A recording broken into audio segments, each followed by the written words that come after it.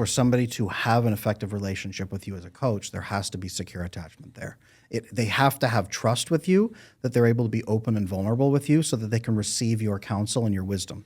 Otherwise, it's pointless. You're just some random jerk that they can't trust, right? The higher their trust is in you, the more they're going to take your advice. Wouldn't you say? You've done consulting. Do the people that when you walk in, do they have zero trust in you and say, this guy is completely inconsistent? Or do they walk in and say, I trust this man, therefore I will listen to him and give him my most vulnerable, my money, my revenue, my retainer of my highest talent? That's an immense amount of trust. Do you want them to think that you're inconsistent or consistent? Look, when you're a hammer, everything's a nail. Okay, I respect you for sure as a therapist, right? As a former therapist, as a good coach.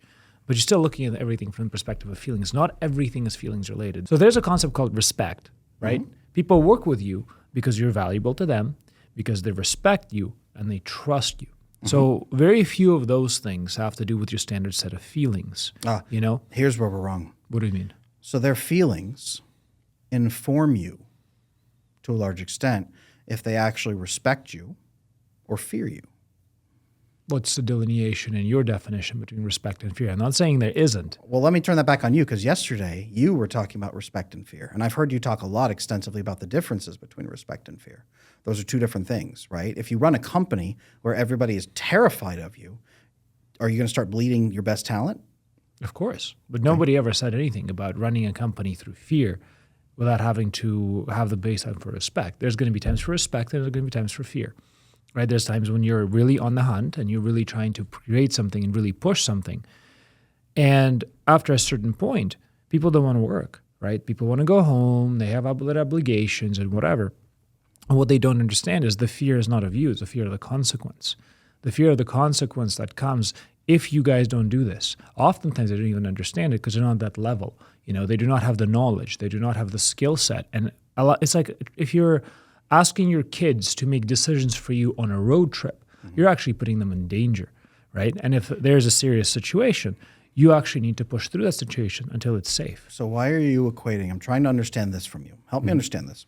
When I say that your employees should have secure attachment up to you, why are you equating that with giving them control of the relationship?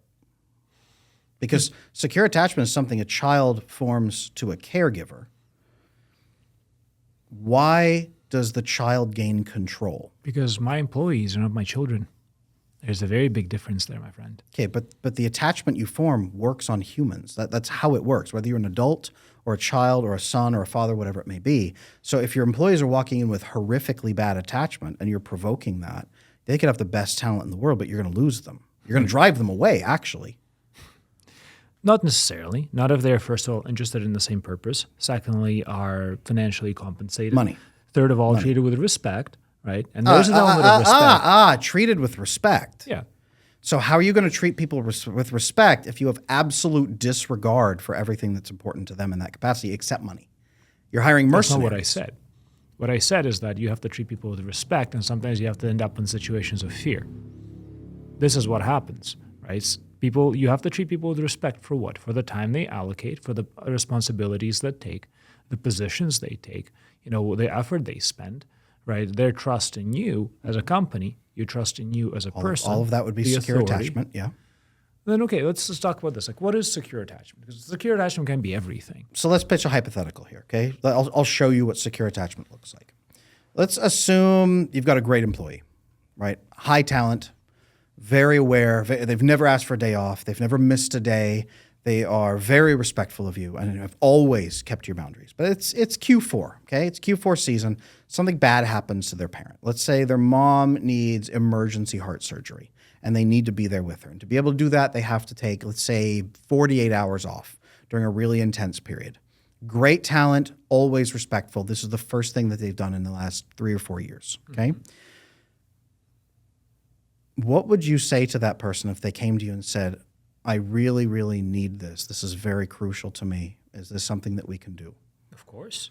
It's something that we must do, because if you have no contingency planned out, right, you're a terrible leader, right? So you always have to assume that something is going to happen with somebody, right? And then the rest becomes contextual, because if that person got hit by a bus, they're certainly not asking me for permission to, go to heaven or to hell. They're gone, right? So everything has to have contingency. So if this person shows up in my office, says, hey, Andre, I have this situation. I've had this happen many, many times, I'm sure. right?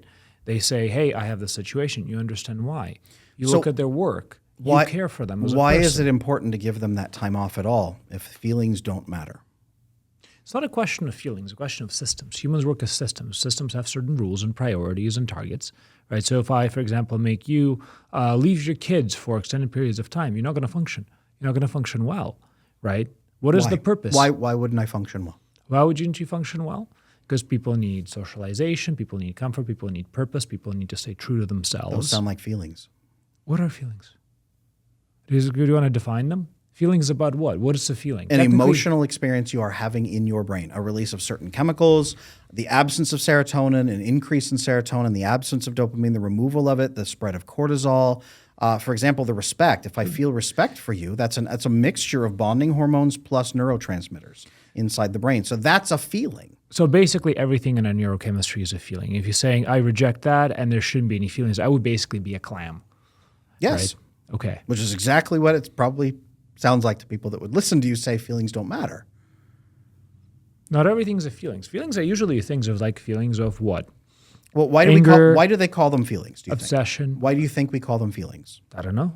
Maybe Because you're using them to detect something else. Sure. The feelings themselves, I will say the feeling itself is nothing. It's a sensory data. It's a point on a piece of paper. It tells you, okay, this has gone up. But then what does that mean? If you tell that person, absolutely no, I don't really care, get your shit together, I don't care that your parents are dying, your mom is dying, that doesn't matter to me, get back to work. What that does is create a feeling. It creates betrayal, probably, and they say, well, all of these things I've done for you mean nothing during my time of need. It creates anger. It creates sadness that they have to now choose between their money and their mother.